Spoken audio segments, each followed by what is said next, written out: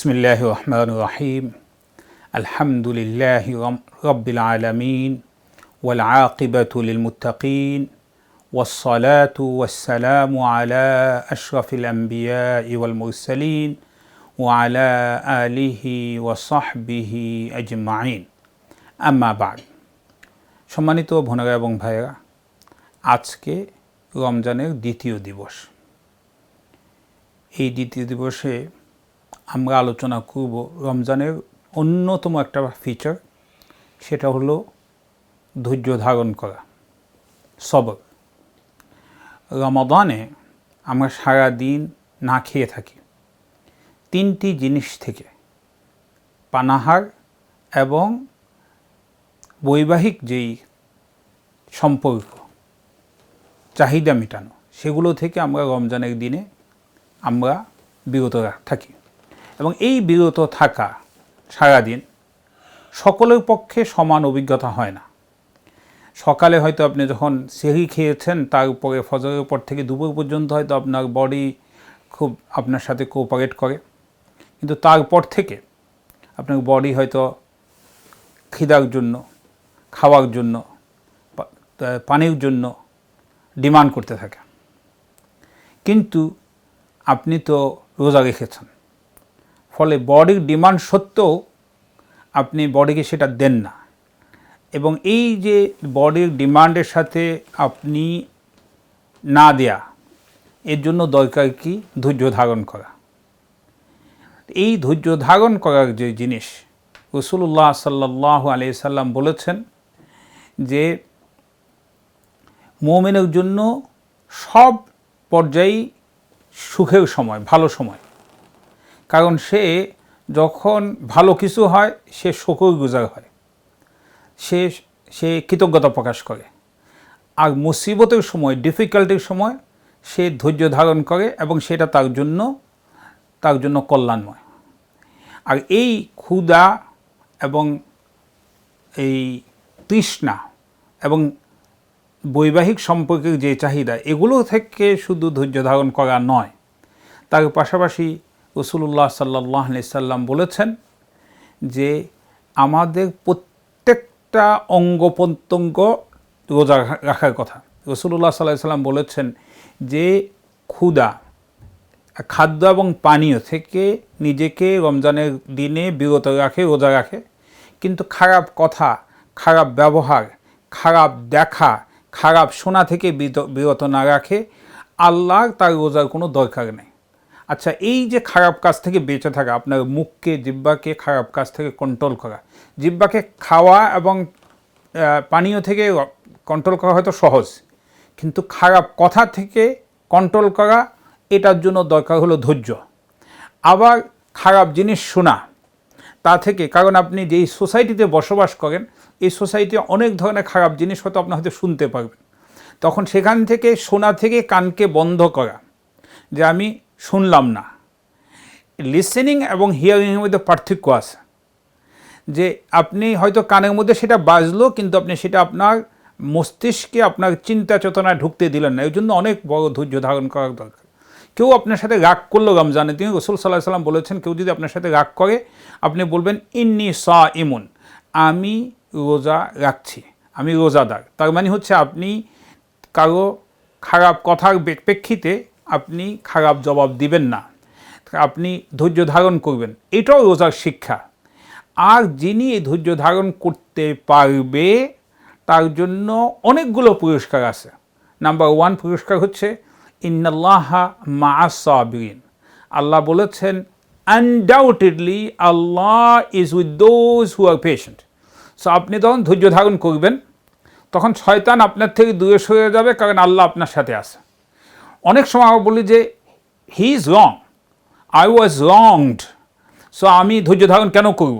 কিন্তু আপনি এই জন্য ধৈর্য ধারণ করবেন কারণ আপনি আল্লাহকে আপনার পাশে পেতে চান। রোজা আমাদেরকে এই শিক্ষা দান করে। এরপরে আল্লাহ বলছেন অন্য জায়গায়, ওয়ালা নাবলুয়ান্নাকুম বিশাইইম মিনাল খাউফি ওয়াল জু'i ওয়া নাকসিম মিনাল আমওয়ালি ওয়াল আনফুসি ওয়াথ থামারাত ওয়া বাশশিরিস সাবিরিন الذين إذا أصابتهم مصيبة قالوا إنا لله وإنا إليه راجعون أولئك عليهم সালাওয়াতুম মির রাব্বিহিম ওয়া রাহমাহ ওয়া উলাইকা হুমুল মুহতাদুন। কনসেপ্টটা কি? কনসেপ্টটা হচ্ছে এটা যে আল্লাহ আপনাকে বিভিন্নভাবে ভয় দ্বারা, ক্ষুধা দ্বারা বিভিন্নভাবে আপনাকে পরীক্ষা করবে। এই পরীক্ষাটা ইমোশনালি আসতে পারে, ফিজিক্যালি আসতে পারে, স্পিরিচুয়ালি আসতে পারে, সম্পর্কের মধ্যে আসতে পারে। স্পেশালি রোজা রাখলে ক্ষুধার কারণে আপনার মেজাজ তৃক্ষে হয় এবং তখন আপনার কাছে সব কিছু খারাপ লাগে এবং সেখানে হাজব্যান্ড ওয়াইফের মধ্যে সম্পর্ক খারাপ হইতে পারে, বাবা সন্তানের মধ্যে সম্পর্ক খারাপ হইতে পারে। মনে রাখবেন, ধৈর্য এটা শুধুমাত্র আপনি বাইরে দেখাবেন, ঘরে আসি ধৈর্য দেখাবেন না, এই ধরনের কোনো কনসেপ্ট ধৈর্যের মধ্যে নাই। ধৈর্য স্বামী স্ত্রীকে দেখাবে, স্ত্রী স্বামীকে ধৈর্য দেখাবে আল্লাহর সন্তুষ্টির জন্য। সন্তানরা বাবা মার সামনে ধৈর্য ধারণ করবে, বাবা মা সন্তানের সাথে ধৈর্য ধারণ করবে, আত্মীয় স্বজনের মধ্যে ধৈর্য ধারণ করবে, কাজের জায়গায় আপনি আপনার বসের সাথে, আপনার অধীনস্থের সাথে আপনি ধৈর্য ধারণ করবেন। এই যে ধৈর্য ধারণের টোটাল কনসেপ্ট, এইটা রাসূলুল্লাহ সাল্লাল্লাহু আলাইহি সাল্লাম বলেছেন যে এই মাসটা হচ্ছে ধৈর্যের মাস। এটা হচ্ছে লং হাদিস রমজান সম্পর্কে। রমজানের প্রথম দিন তিনি একটা খুতবা দিয়েছেন, সেই খুতবার মধ্যে বলেছেন যে হুয়া শাহরুস সবর, এই মাসটা হচ্ছে ধৈর্যের মাস। এই মাসটা কিসের মাস? ধৈর্যের মাস। এবং বলছে যে দ্য থাওয়াব, reward of being patient is জান্নাহ। ধৈর্যের পুরস্কার কি? জান্নাহ। সো আমি আপনি যদি ধৈর্য ধারণ করি, শুধু আমি আল্লাহকে পাশে পাচ্ছি এতটুকু তো না, আল্লাহর স্পেশাল রহমত পাচ্ছি এতটুকু না, আমার রোজা কবুল হচ্ছে এতটুকু না, আমার আরও কি হচ্ছে? আমাকে আল্লাহ বলছেন, আল্লাহ আমাকে এই ধৈর্যের পরিণামে আমাদেরকে জান্নাত দেওয়া হবে। সেই জান্নাতে কারা যাবে? পুরা ফ্যামিলি যাবেন, আপনি আপনার সবাই যাব, যদি আমাদের মধ্যে বিভিন্ন কোয়ালিটি থাকে। এবং সবাই যখন যাব, আল্লাহ সূরাতুর রাদে বলেছেন সালামুন আলাইকুম বিমা সাবারতুম ফানি'মা উকবাদ-দার। জান্নাত আপনাকে যখন ডাকা হবে, জান্নাত দেওয়া হবে, তখন বলা হবে তোমাকে এই জান্নাত দেওয়া হচ্ছে কারণ তুমি যে ধৈর্য ধারণ করেছো এই জন্য। আল্লাহ এই রমজানে আমাদেরকে ধৈর্যশীল বানান, একে অপরের প্রতি ধৈর্যশীল হওয়ার তৌফিক দান করেন, একে অপরের জন্য স্পেস দেওয়ার তৌফিক দান করেন, বিনিময়ে আল্লাহ তার সন্তুষ্টি, তার ক্ষমা আমাদেরকে দান করেন। আসুন ইফতারের আগে আমরা দোয়া করি। আল্লাহুম্মা আমিন।